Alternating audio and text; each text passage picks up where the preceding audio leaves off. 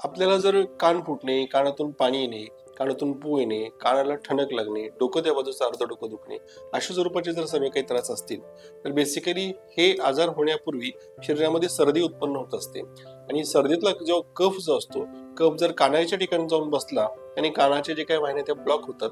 Block झाल्यानंतर कान अगोदर ठणकायला लागतो आणि त्यातलं जमा झालेला अतिरिक्त कफ, स्राव, चिकटा त्याचं रूपांतर पुवात होतो.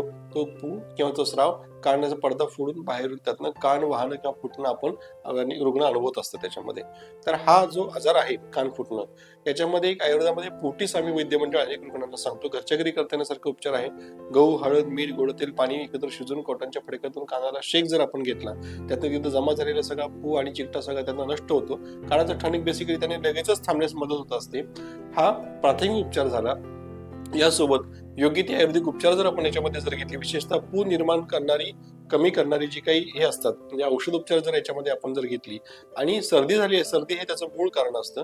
सर्दी नष्ट करणारे उपचार आपण याच्यामध्ये जर घेतले, त्याच्यामध्ये नस्य असेल, कानामध्ये एखादं औषधाने सिद्ध केलेलं औषध असेल, ते लावणं, कानाला पेंटिंग जस्ट केल्यासारखं लावणं असेल, याच्यामध्ये तिथं जमा झालेला सगळा पू नष्ट त्यातनं होतो आणि हा कान फुटण्याचा आजार आपण 100% यातनं मात करू शकतो.